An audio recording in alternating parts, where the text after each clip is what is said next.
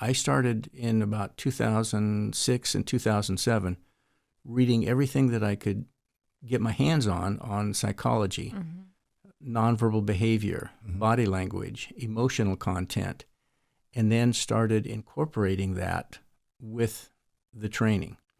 Now, there was a program that the Marine Corps had called Combat Hunter. And with that assisted greatly in helping these Marines understand the human behavior and understanding the dynamics in the villages and detect who's a bad guy and who's a villager. Village. Same business, different day.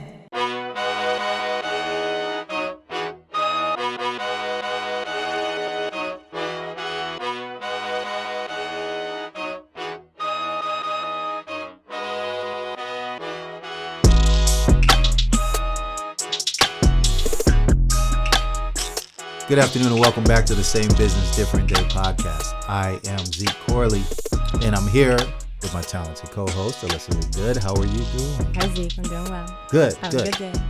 I'm glad you are. It's actually Cinco de Mayo. It's Cinco de Mayo. It is Cinco de Mayo. It's party time. Let's get margaritas. We should be celebrating though. You know what I mean? That's kind of what the podcast is all about, right? We look at all these businesses, these business owners and everything that they've accomplished. And, and sometimes people ask, what's up with the wine on the table? Why are we, you're sipping? But it's partially a celebration because we've accomplished this. We've gotten to where we are today. And when you get to that point where you can combine business and pleasure, that's what Same Business, Different Day is all about. That's why you see the briefcase and the sunglasses.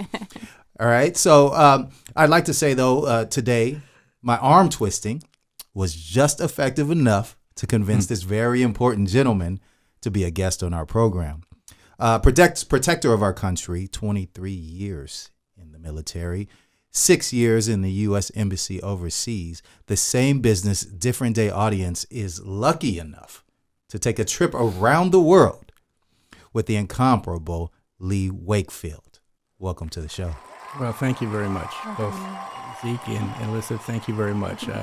I really appreciate the opportunity. Yeah, we're glad to have you here. Alyssa, you want to tell them the rules of the show? I'd love to. We have a simple rule. We're not going to talk about your professional life at first. We want to talk about your background, where you grew up, how you got to where you are now. And when it feels right, we'll do the big reveal and then get into the professional aspects. Sure. Sounds good. What I like about what we do, though, when we have our guests on is that, no two guests started in the same place. Mm-hmm. No two guests are currently in the same place, right? So the stories are always compelling. And I'm very interested in this man's story. And so I'm really glad to have you here, Lee. Can you tell us about the early years, where you grew up? Yeah. I'm a native Californian. Okay. And I grew up in the Tehachapi Mountains north of Los Angeles. Okay.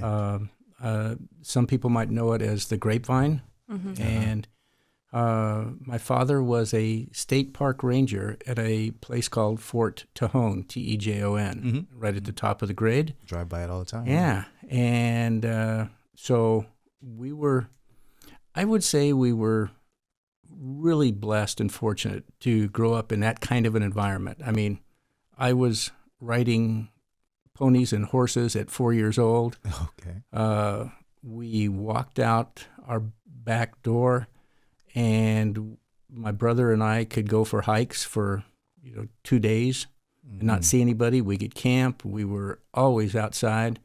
Very, very special opportunity. And I didn't, you don't realize until you look back and reflect on it how unique it was. Mm-hmm. But we had a very interesting growing up, and then once we graduated from El Tejon middle school, we went to Bakersfield High School. And so that was essentially 40 miles away, and had to catch the bus early in the morning. And so wait, you didn't move? No. So you guys took the bus 40 miles each way? Exactly. There was no high school where we lived. Wow. And I remember my brother and I both played sports. We played football and baseball. And so there was no sports bus either. And so, so guess what? Mom and Dad got to come in 100 miles, essentially round trip, every day for us to play sports. Yeah. And so when my wife and I had our son, I was starting to be able to put into perspective what my parents had done for me. Sure. I mean, driving 40 miles in there, or they would give us bus money to take the Greyhound bus home and then hope that the bus driver would drop us off close to our house. Close enough, yeah. That we could walk home. Yeah. And of course, that was 7, 8 o'clock at night. Okay. Hadn't started my homework, hadn't even had dinner, and I'm getting home from football practice or baseball practice. So, that was a little bit different than most folks going to high school. What was that experience? And did you see other kids in the same high school having that experience? Did you grow up around kids in Fort Tejon that were doing that as well, or was it just you and your brother? Well, there was one large bus that would pick up folks further than we were away from Bakersfield, up in a place called Fraser Park, and but not too many of them that actually played sports. And so we were one of the few, I would say a handful, that actually played sports throughout high school. And it was interesting. It's very interesting. Yeah, that's an interesting experience. You know what I was thinking though too is, you went from a place where one would call country to another place. Like Bakersfield was still kind of desolate at that time, though, wasn't it? Well, it was desolate, but I went from a elementary school of 185 to, at that time, Bakersfield High School had over 5,000. Okay. Okay. So you went from a little tiny pond into this giant pond, and so it was big. You had to make your way there, and it wasn't always easy. But that's part of development and growing up as well. Sure. But I look back now and think about all the unique experiences that I did have as a young person growing up there. Like what? Being able to camp, being able to walk out. My father, because he was a state park ranger, and we had horses in a pasture right behind our house, he wanted to make sure that we didn't have any ground squirrels, because that's a real danger to horses. Sure is. And so I think I was 9 years old, and he got me a .22 single shot, and I could step out of my back door and shoot at ground squirrels from my back door. Not too many places you can do that. Sure. And so we would go hunting ground squirrels. That's the only thing I've ever really hunted. Was ground squirrels. Do you hunt ground squirrels too? We do. I live. I grew up in a mountain community in San Diego County. And you're reminding me of my dad. He has his little BB gun, and he'll shoot the ground squirrels out the back door. He tried to get me, but I would just keep them as pets. So. No, they're dangerous, and yeah. And in that period, there was also a threat of bubonic plague that they carried. Oh, okay. Or can carry. And so my father had no qualms about eliminating the squirrels that were around our house and where our horses were. Yeah, no, it's incredibly important. I mean, a horse's leg, if it breaks in that hole, there's no fixing it. So. Okay. I get it. Yeah. I didn't grow up around horses. Yeah. Okay. I'm curious about your dad being the park ranger. Was he also in the military? Actually, no. Okay. He tried to join the military when we entered World War II, and it turned out that he had flat feet, and that was one of the criteria that would eliminate you from military service. Mm-hmm. And as a result, then he went to Hawaii, Honolulu, and did work to rebuild Honolulu for 3 or 4 years during the war in construction there. Wow. So Okay. he worked over there and then came back, and he found a job with the California State Park System and worked first in Morro Bay. Love And the Morro camp, Bay. yeah, the Best campgrounds. oysters Oh, everywhere. it's beautiful, beautiful area. Worked in the campgrounds in Morro Bay and as a park ranger there, and then was transitioned to Fort Tejon, and that I think fit him better because he was more of his own boss, and he also I don't know if either of you have been to Fort Tejon. I know you drive by. Driving, Yeah. I just see the sign There. on the Yeah. freeway. Well, sometimes stop in and see that. But there, he was responsible for the reconstruction of 2 barracks buildings, or 1 barracks building and 1 officers' quarters that are now there at the fort. And so, as a young boy, I remember walking down to where the construction was and seeing these rows and rows of adobe bricks. Some of them we made on site, and some of them were brought in, but that was what they were building these buildings out of. And so for the first few years while I was in elementary school, that was still going on. And so it was neat to see that. Yeah. Being a park ranger, there's a lot of manual labor. Did your father ever put you to work? Say, you're going to learn now how to be a good worker. Yeah, he did. So if I can do it with flat feet, you can do it too. Yes. The Same Business Different Day podcast is brought to you by YourInsurancePlace.com. YourInsurancePlace.com is a conglomeration of 2 agencies, Network One Insurance and Bill Corley Insurance Agency. Their property and casualty agents and brokers specialize in commercial insurance of all types, general liability, workers' compensation, professional liability, auto, agribusiness, and much more. They also have great insurance carriers for your homes and autos. How do I know they are that good? Because I'm one of the agents. We believe in ourselves, and you will too.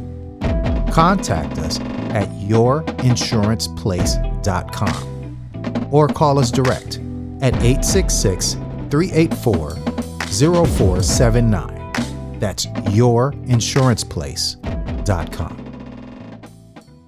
The Film Hub is the future of co-working right in downtown Vista.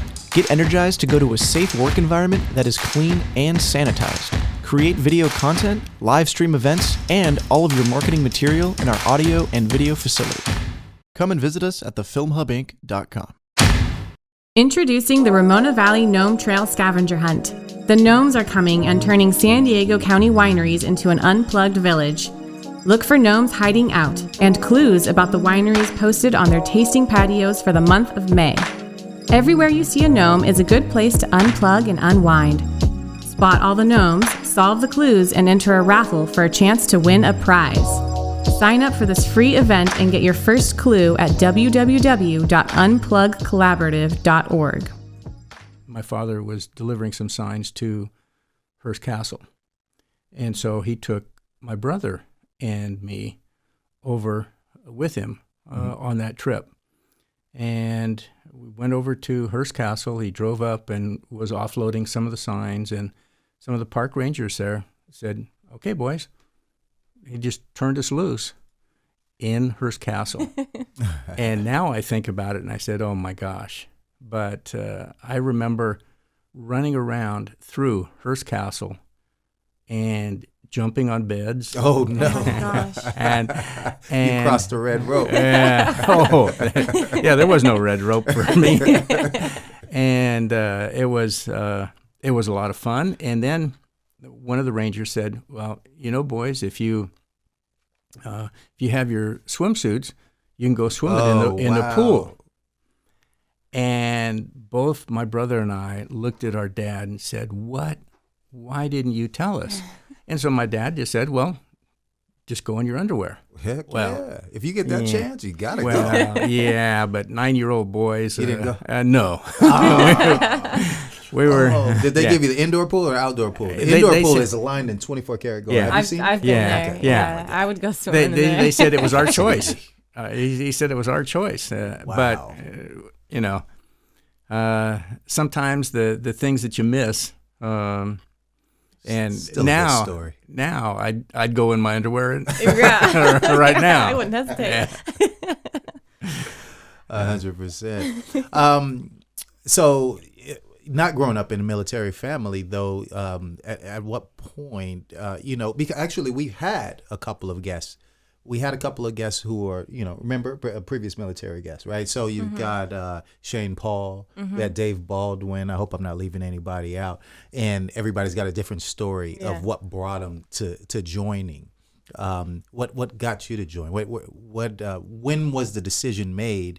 And then, because, some people, you might make that decision in middle school, especially if you grew up in a military family. Yeah. But then some others are just, they got recruited. Dave Baldwin, he told a great story about just being recruited. he And he was didn't just mean driving his buddy to the recruiing office. And he got recruited. Yeah. But he says it's the best decision he ever made. Sure. Yeah. Well, though my father wasn't in the military, my older brother was. Okay. And he was in Vietnam. He was in Special Forces, and he got 3 trips to Vietnam. And at that point in time, the tours in Vietnam were an entire year. And so that meant during the 1960s, he spent 3 years in Vietnam. Mm-hmm. And the last trip when he came back, I was finished high school, graduated in 1970, and then I was starting community college and had already dropped out. I was working in a gas station, and my older brother came back, and he looked at me and he said, "Come here, boy. I got somebody I want you to meet." He's much older than you? How much older? He's 9 years older than me, Okay. and he is my mentor today. Love it. And he said, "Come here, son. I got somebody I want you to meet." And he took me down to the recruiting office in Bakersfield.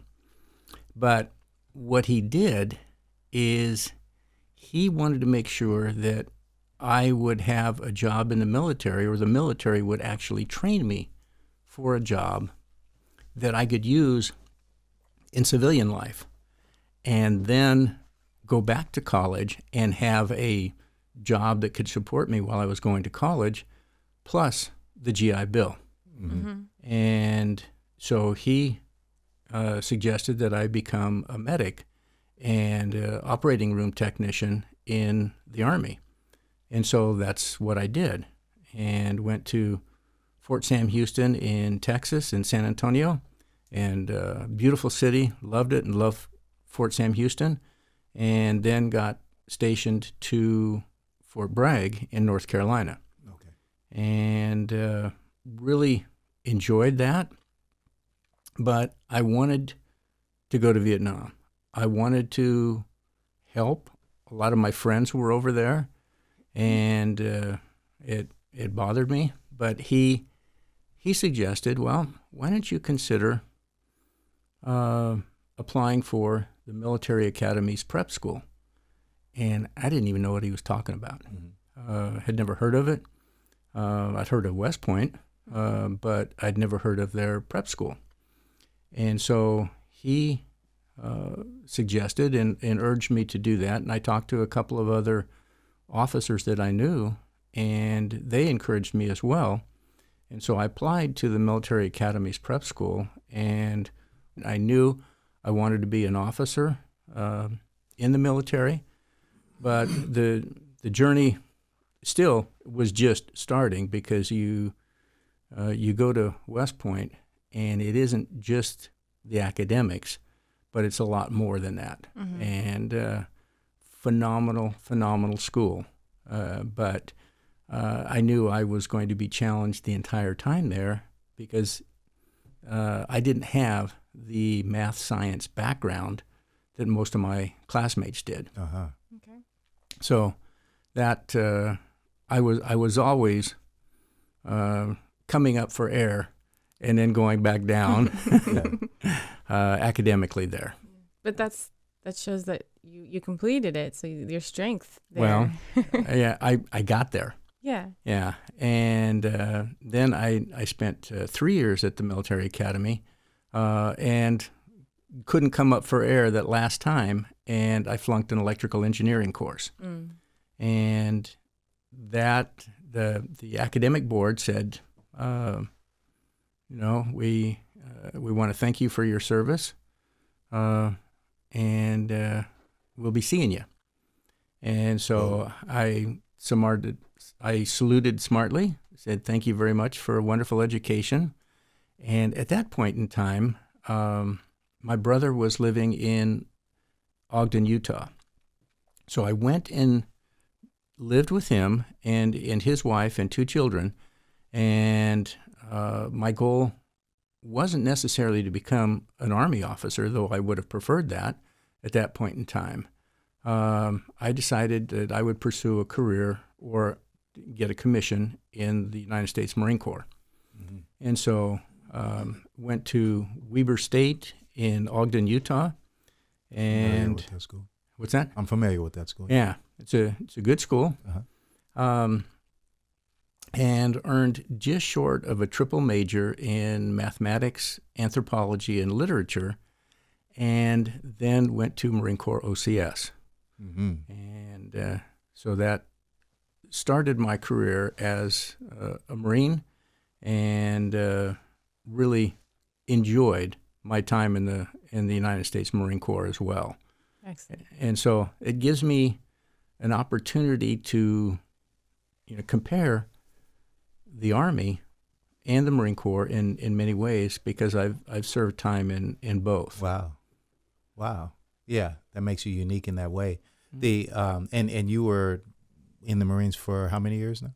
Well, I was in the military for a total of 23 and a half years. Yeah. And a couple of those were the enlisted time that I'd served, and in the U.S. Army as well. Yeah. So a total of 20. You know what I really like? I mean, of course, we appreciate your service, and we like when, folks just from the, with that military experience come in and just say, this is what I did, and we can, acknowledge them and appreciate them. But what I also like is that when they get something from it. And we were talking earlier about the education aspect of that, how, people can actually utilize the military experience for their education as well, and grow from that. Can you tell us a little bit about your perspective on that? Absolutely. I'm a product of that. Yeah. I went to Weber State, used my GI Bill, got a degree there, and used the remainder of my GI Bill to get a master's degree. Love it. So you can do that as well. My son is a Marine as well, and he got out just over a year ago. But when he was he graduated from Carlsbad High School. My wife is a teacher there, and so he went to Carlsbad High, and then he went to Miracosta, and pretty much followed my footsteps of dropping out of community college. Wasn't taking it serious, wasn't doing what he needed to do to further his education. And then I said, well, you better figure out plan B. And I said, because I have the money and I'll pay for your college, but not if you're not going to take it seriously. Sure. And so he said, I want to be a Marine. And at that point in time, my wife, this was during the summer, my wife was overseas traveling in Europe. And so I said, well, wait a minute, time out.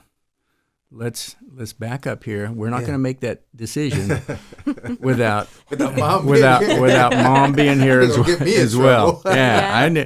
I knew where that was going, and wasn't about to do that. But so I asked him what he wanted to do, and he said he wanted to be a linguist in the Marine Corps.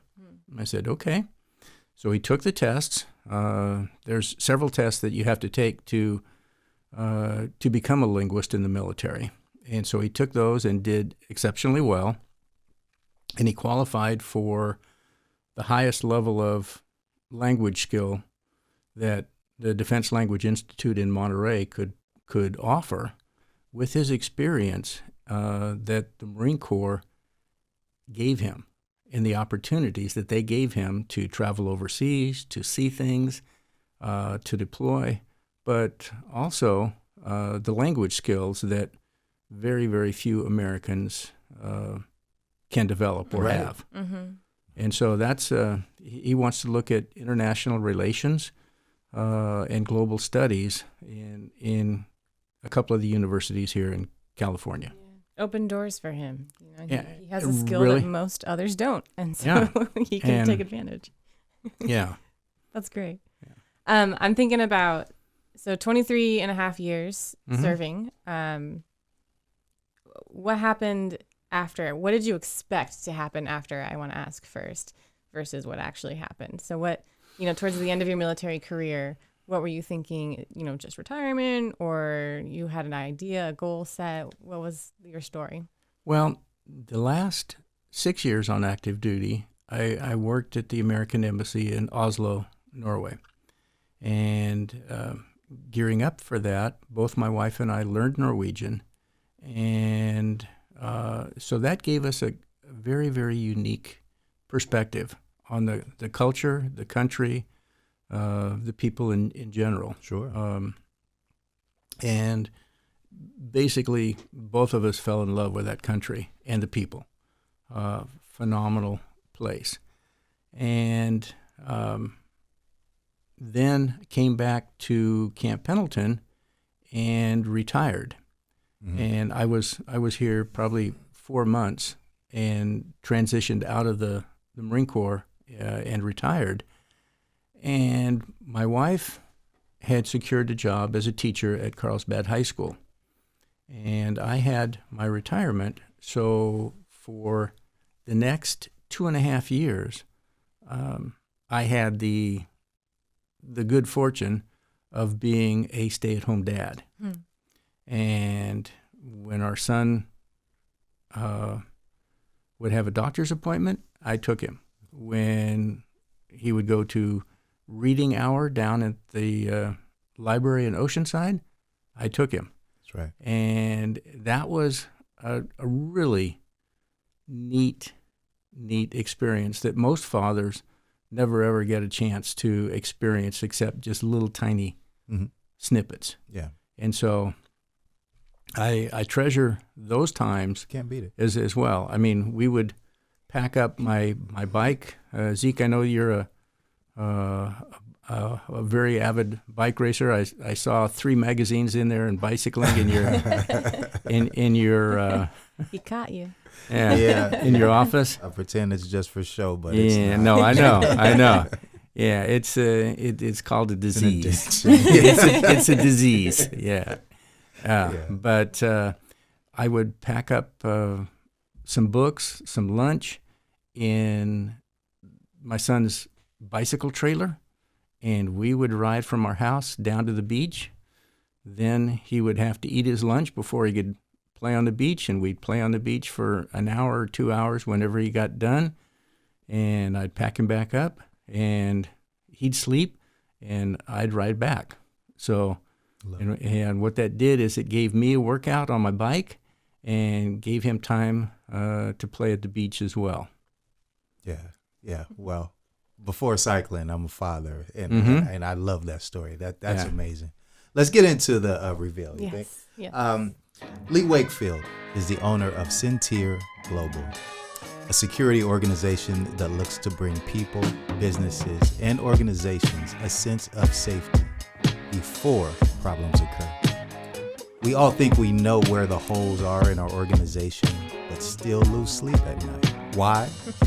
Because we know it would all be safer with someone like Lee in our corner. Lee has a master's degree in anti-terrorism and homeland security. Thanks again for being with us today, Lee. Thank you both. I'm excited. My pleasure. Yeah. This is going to be a good conversation. I just took a class for events on risk management, and half the class was just sort of a quick training on how to be aware and just know your surroundings and what's that backpack, and you can question it. And things like that. What's funny too? I was thinking as I was preparing for this, I'm thinking about when I was growing up, and in no particular area. I mean, it many times there was more affluent areas, but you still had bulletproof glass. You know what I'm saying? And you don't see that as much anymore. We used to go to 7-Eleven. Anywhere you went, it would be like, that's all you need, and that keeps you safe. But I think we've kind of gotten past that, where security is a whole different thing now. It's the glass is not enough. You got to take it somewhere else, right? Oh, you have to, and in fact, there's an awful lot of active shooter training courses and opportunities, and in my world, when you get to that, you've already missed so many pre-event indicators that could have stopped the active shooter, that I scream that I want to be able to train people to identify the threats before they happen, rather than wait till that active shooter and then call who? We call first what?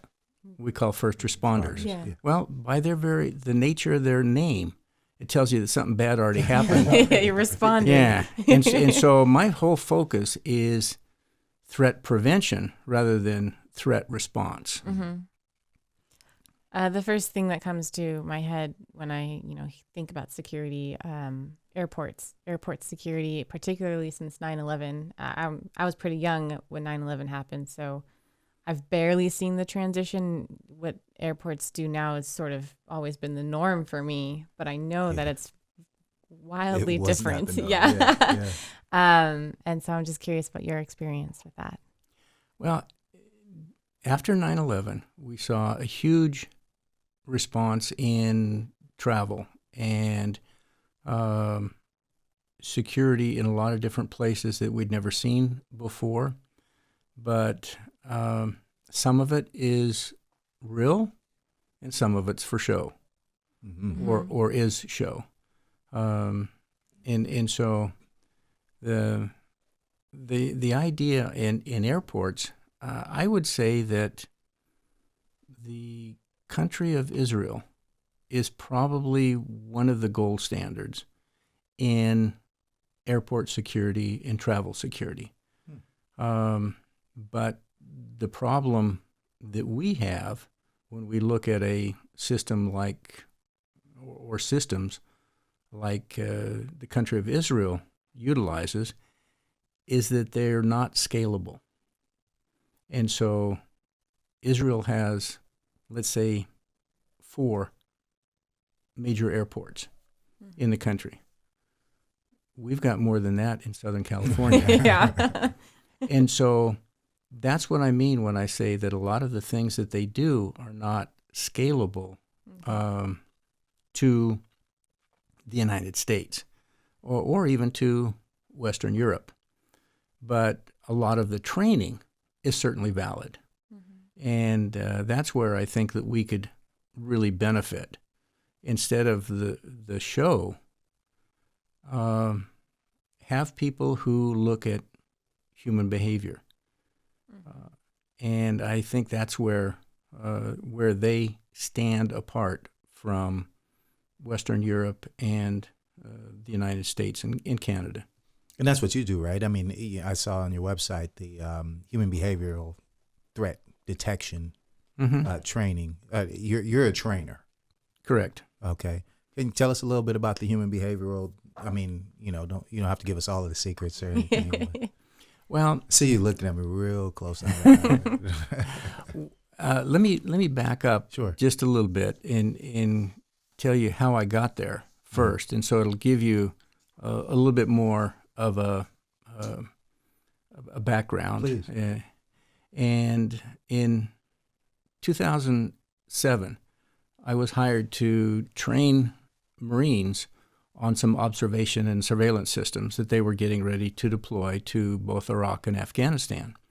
And these were towers that telescoped up 110 feet in the air, and then they were guyed off and to make them stable, and had 2 really powerful cameras and some other sensors on there. But the cameras were what I focused on and looked at those. To give you an idea of the power of the cameras, we could watch a conversation 3 miles away. Okay. They can't see my camera. I'm watching their conversation. Sure. However, what I realized was that these young Marines that we were training on how to use this technology didn't know how to interpret that human landscape that they were oftentimes seeing. And so they had a hard time differentiating a potential threat from just somebody talking. And so I started in about 2006 and 2007 reading everything that I could get my hands on psychology, nonverbal behavior, body language, emotional content, and then started incorporating that with the training. Now, there was a program that the Marine Corps had called Combat Hunter. And with that assisted greatly in helping these Marines understand the human behavior and understanding the dynamics in the villages and detect who's a bad guy and who's a villager. And that's exactly what we needed to do, except my cameras allowed this training to go on at a much greater distance than a pair of binoculars would provide the information. So trained the Marines on those systems, and the feedback that we were getting is that training was absolutely invaluable for them identifying potential threats long ways out and then being able to respond accordingly. They were even able to redirect convoys that were about to get attacked, because they could see where the threat was coming from. They could see where the threat was coming from. So that training saved huge numbers of lives of coalition forces, villagers, Afghans, everybody over there. And I realized that I wanted to take it further than that. And so I went back to university and earned a master's degree from San Diego State in anti-terrorism and homeland security. But my focus was on nonverbal behavior in a threat environment. And so that was... That's a hell of a focus. Yeah. That's monster stuff right there, man. Yeah. I mean, especially obviously for the people who are the bad guys, right? Now you've got somebody who is an expert at just watching you about to be bad. You haven't even done anything yet, but I can see it coming. That's awesome. That's awesome. Well, and really what we're dealing with is humans. Sure. And humans telegraph who they are, what they've done, or what they're about to do. But that's psychology in general. But we're talking about just like diffusing situations. And that is so important because it's so needed, right? There's so many, threats out there that, all of us are scared of as humans, right? We're all in danger in some way. And we need people out there who aren't just trying to, just read our minds to see what we're thinking. Read our minds to see who's the bad guy and who's not. And that would also make, like you were just asking about the airports, it would make so many things easier. Like, okay, well, the airport's safe. Yeah, everybody just go ahead. Just get on the plane. We're fine. You know what I'm saying? Versus what we do now, which, like you say, is somewhat a show in many ways. Yeah. Hi, I'm Jeff Fox, founder of StarFox Media. We're a digital marketing and video production company that focuses on serving small businesses here in Vista, California. We have the team and all of the equipment necessary to produce, film, edit, and distribute your podcast to as many people as possible. For more information, you can reach out to us via email at info@starfox.media or give us a call at 760-385-3117. Let StarFox Media help you tell your brand story today. The San Diego craft beer industry has proven to be incredibly resilient. Regardless of tier, they're following all guidelines to ensure the safety of their loyal customers and staff. They want you to feel safe coming out, enjoying a beer, or picking it up to go. Breweries are open and welcoming guests into a sense of normalcy through a great craft brew. While resilient, the beer industry isn't immune to the effects of service limitations and decreased foot traffic. They need your help to stay open and continue serving the craft beer they're famous for. If you're looking for ways to support your favorite local brewery, stop in for a beer, grab some merch, or take some home to share or enjoy later. Cheers. North County Daily Star is the leading source for news and community information along the 78 corridor. It's free to subscribe and it is updated daily. Look for us on your mobile device or computer at ncdailystar.com. The Vista Chamber of Commerce is a proud supporter of the Same Business, Different Day podcast. We support our business members with promotion and marketing, business referrals, educational opportunities, workforce development, and advocacy. Check us out online at vistachamber.org. Well, it is. But when I finished my master's degree, I had the opportunity to go with another professor to Azerbaijan. And he invited me along and ended up giving a talk at a conference over there. And the conference itself was on e-government and security. And most of the areas now, Azerbaijan is on the Caspian Sea in Central Asia. Most of the attendees were from the former Soviet republics and different countries that after the breakup of the Soviet Union became independent. And so I talked to them about my perspective of human behavior and how to increase security by evaluating human behavior in a border guard and a customs arena. And with that, I gave the speech. It was only 10-minute quick speech.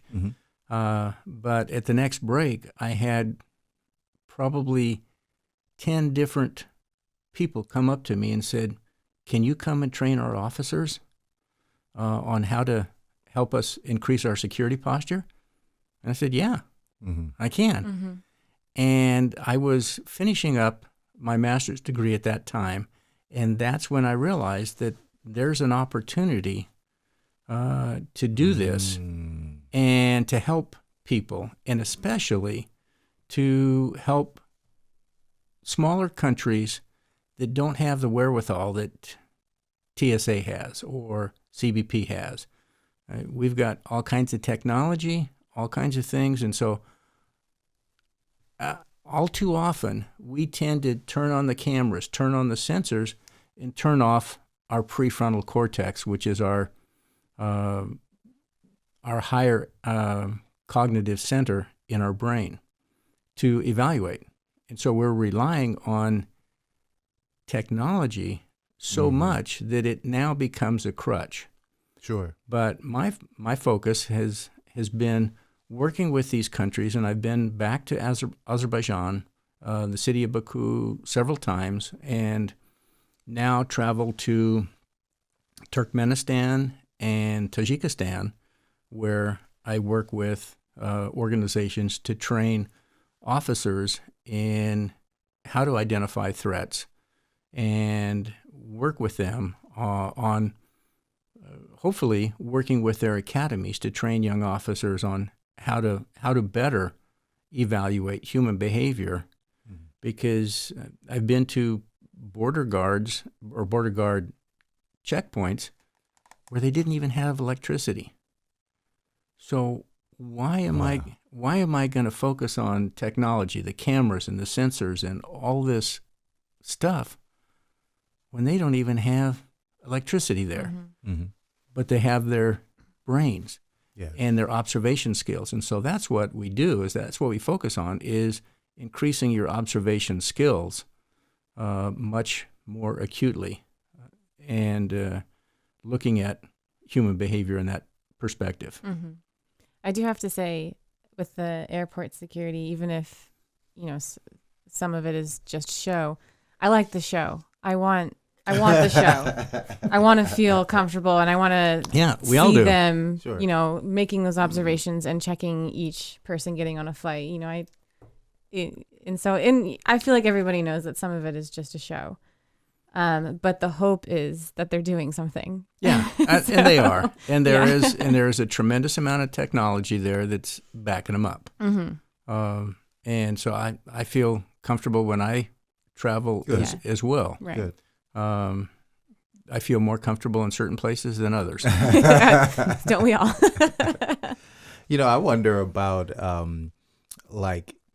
how do you feel comfortable in situations or places where everybody's carrying? You know what I mean? Like where there's some states, the open carry states and so forth. Like how is that more comfortable or less comfortable for someone like you looking from the outside looking in and talking about security threats? Well, you got to remember, I'm looking at behavior. I'm not looking what's Sure. on their hip. Okay.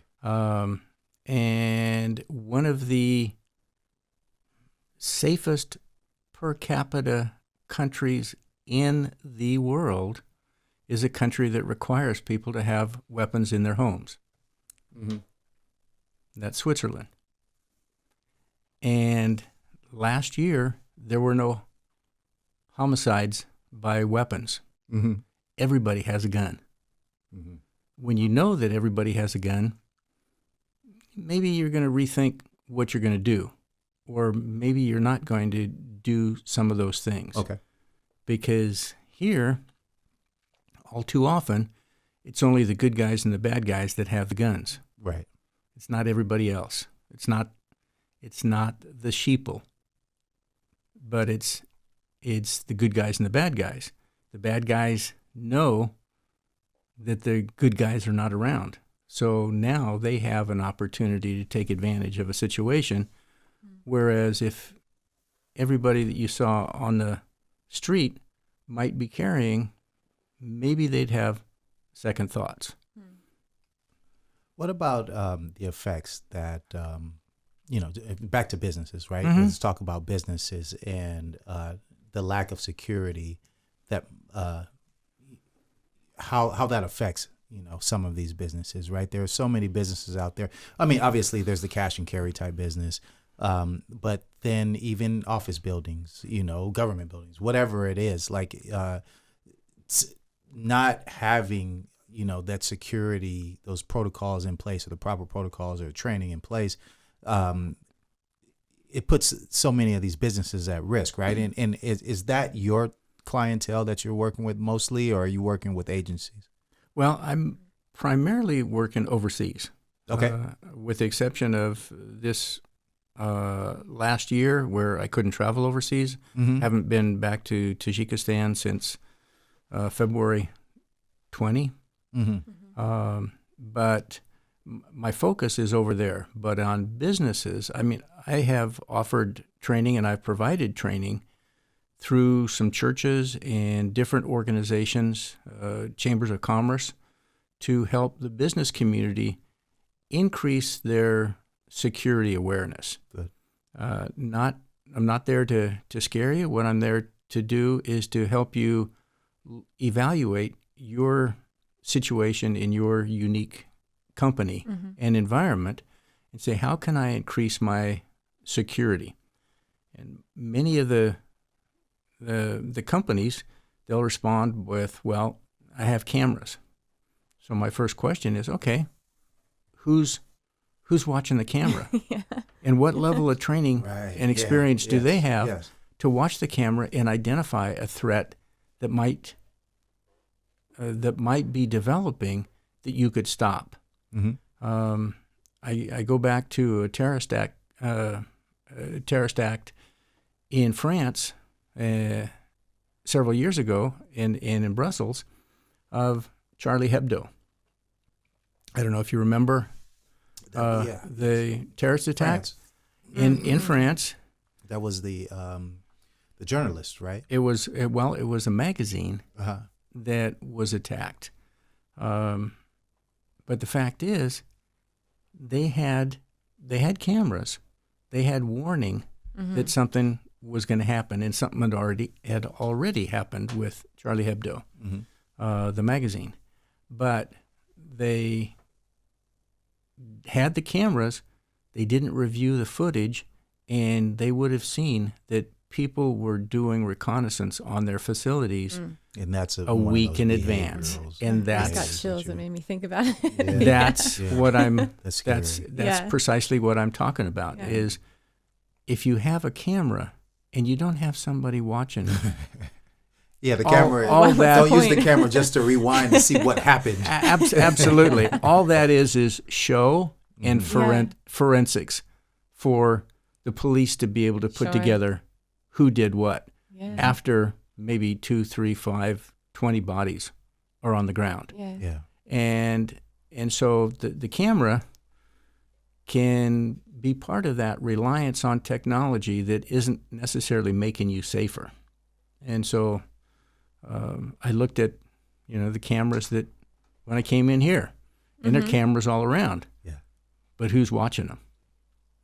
Hi, Michelle. Yeah. Or Nani. We'll get Nani on that. Oh, you meant the outside. I mean your Good security. point, yeah. Yeah, I mean your security Sure. cameras. Yeah. Yeah. And they'll put that up.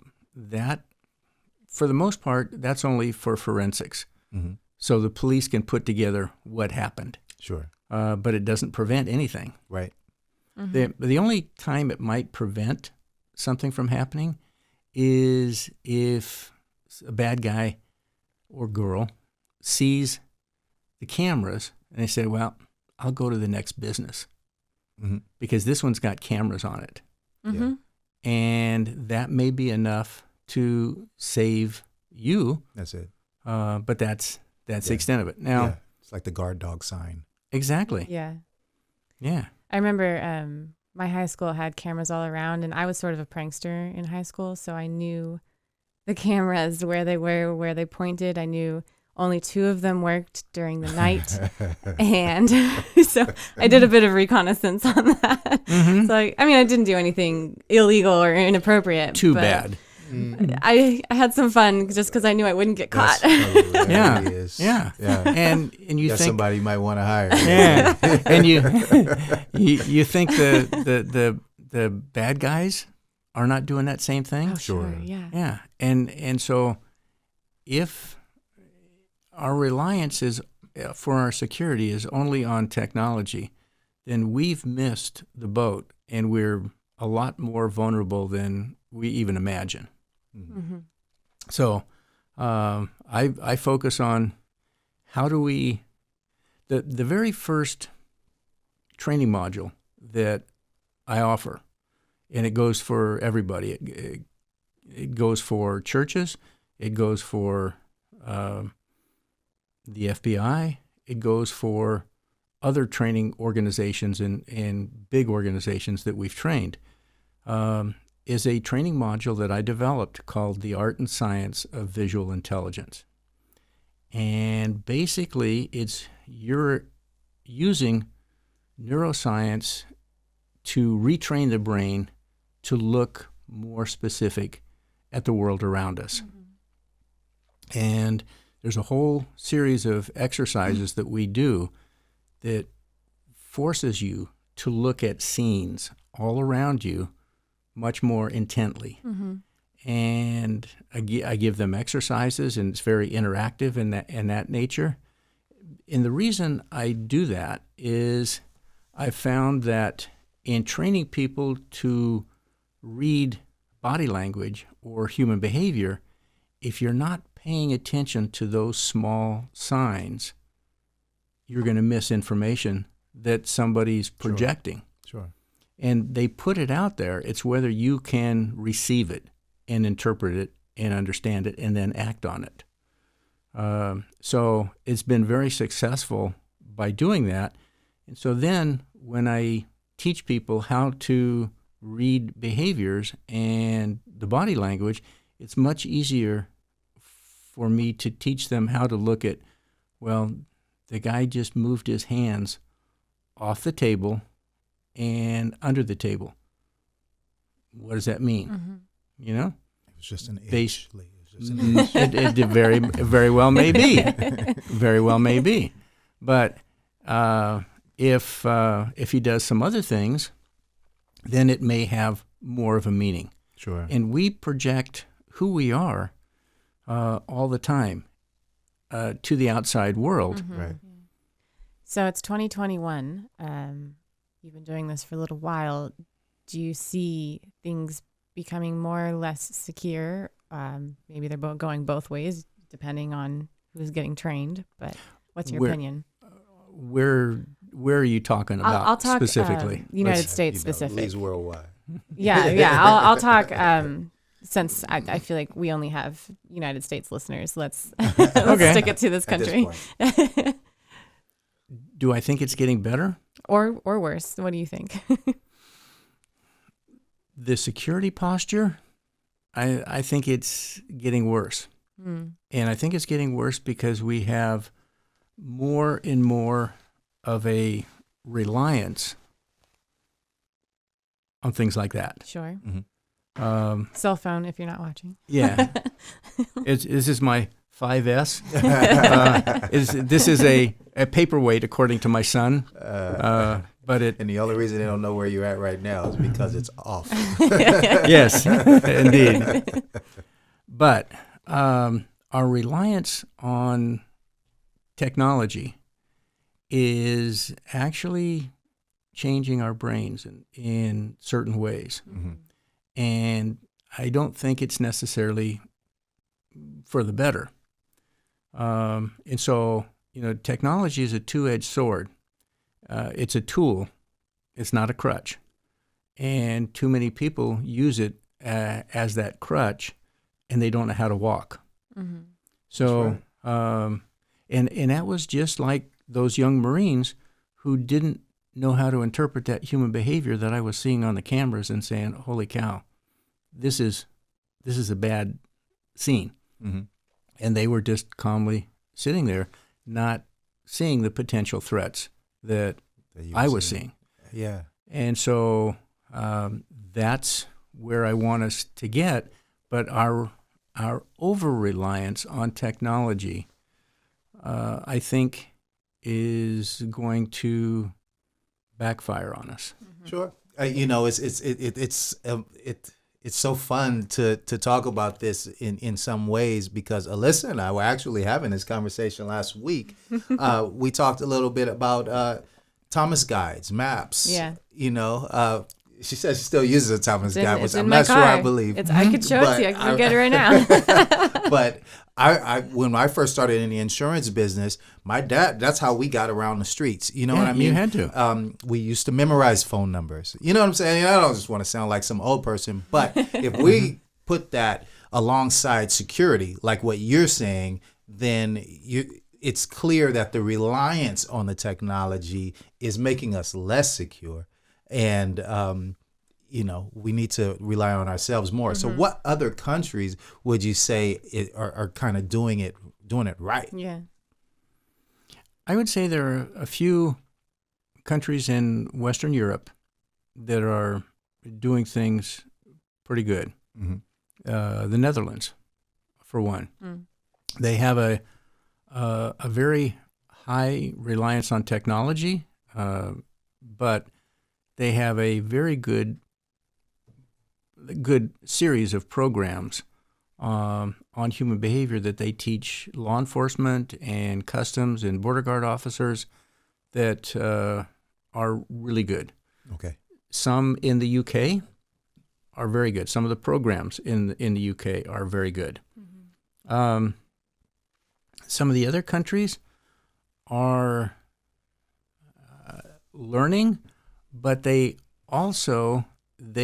have this over-reliance on that little shiny toy named technology. And they want to get the sensors. They want to get the different things. And I just said, well, that's not the lane that I swim in, because I know I can increase your security, but not with necessarily reliance or over-reliance on technology. So you don't work with cybersecurity or anything like that No. either? Okay. No, I have very good friends. One of my former professors and was a business partner of mine, has a security firm, and he's got a PhD in information systems and travels all over the world. So if I have questions in that nature, I generally talk to him about it first.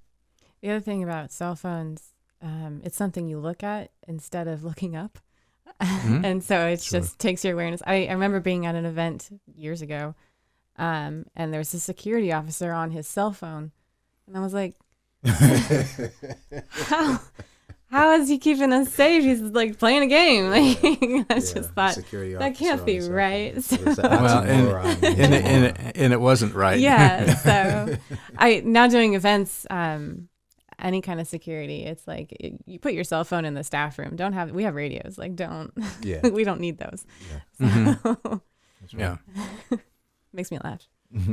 But I'm working with an organization called FIFA, and looking at potentially doing some training for them.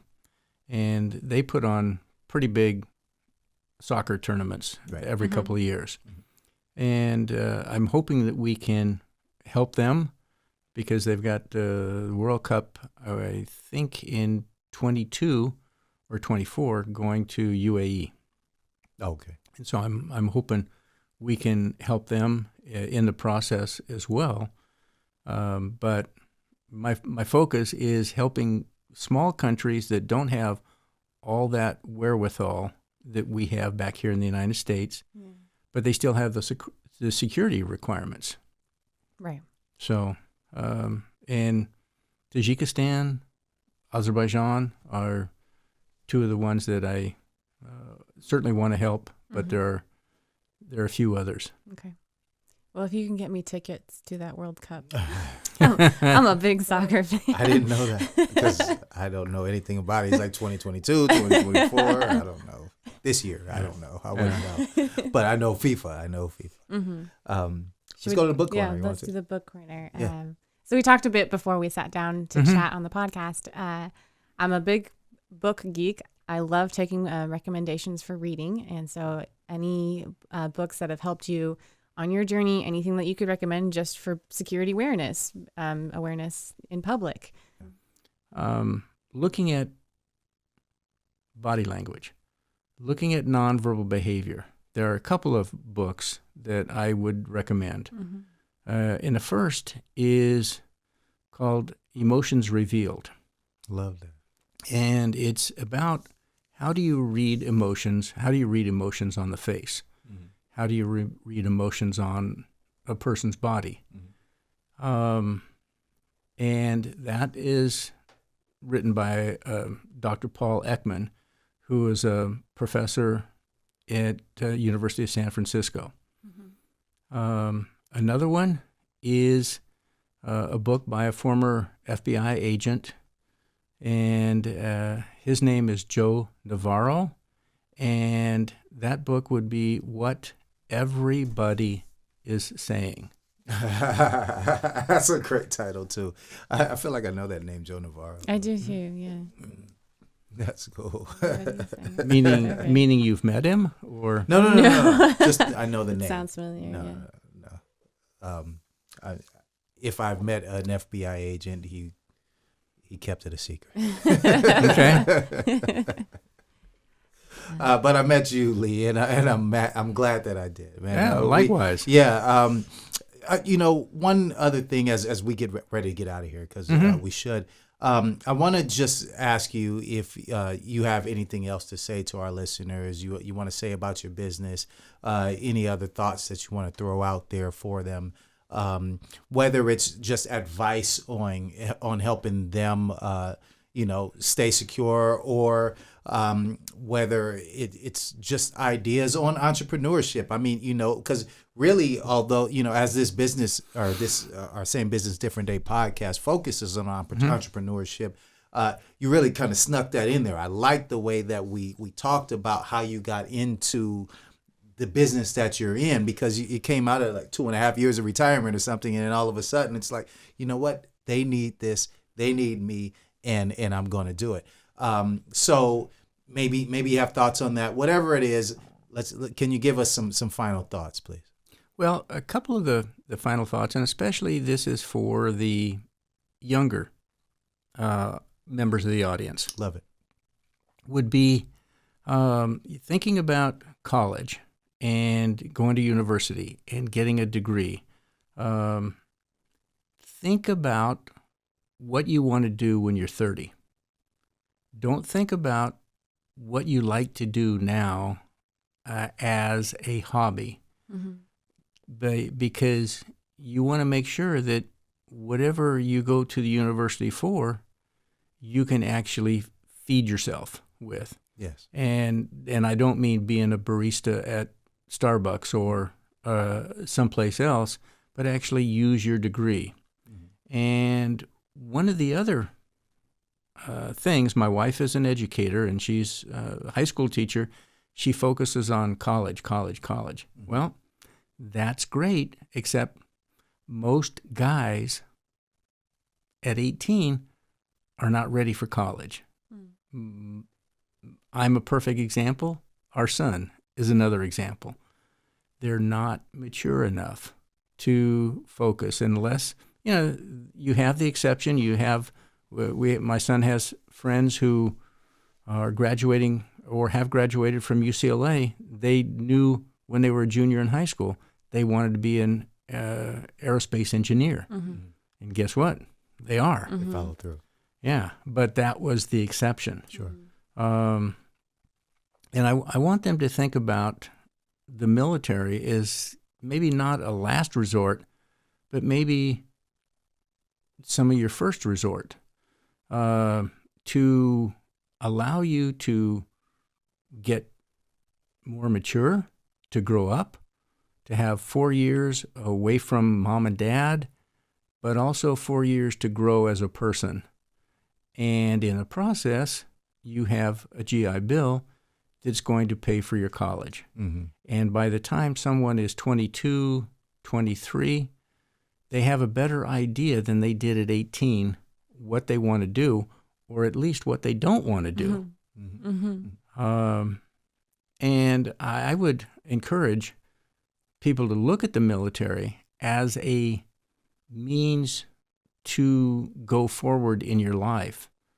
And the other thing is, I would look at the community college route. And I'm a very, very strong proponent of that, because that gives you the same education for the first 2 years in taking your general ed classes than, let's say, UCLA or Cal or Stanford. But you pay a fraction of the cost. Sure. And you're able to then save that money and then go on. Now, my son is paying all of his education right now out of pocket. He saved money in the Marine Corps, and he's able to pay for his community college out of pocket. What does that mean? Well, that means that now he can go to Cal or UCLA, which are the two schools that he's actually looking at for the programs that he wants to, and he'll have enough GI Bill to actually go through graduate school. Love it. And that's where we need to be focusing, is getting people to think beyond that bachelor's degree or beyond that going to 4 years of college and then what do I do? Mm-hmm. Sure. So those are some of the comments that I would have, especially for younger members of the audience. I love it. Yeah. I think that's great, right? It's very helpful. Yeah. Alyssa's an educator as Yeah. well, and she's navigated her way through that and actually working on your master's. Applied for my master's. Applied for her Not yet master's. working. Well, you'll get there, I'm sure. I That's will right. one day. She will, yes. absolutely will. Contact info, please. Yes. Yeah. Lee Wakefield is the chief executive of Sentier Global. He has his email. You can contact him at his email. That's lee@sentier.us. That's lee@sentir.us. And he's offered his phone number for the company. That's 760-803-8266. Thanks for being here, Lee. This is fun. Well, thank you. I appreciate Absolutely. I appreciate the opportunity, and I appreciate the wine. Thank you. Always. It's a celebration. Yes. And cheers to you, buddy. Hey, All right. cheers. And thanks for taking us around the world. Absolutely. Lee Wakefield, ladies and gentlemen, same business, different day. Got it.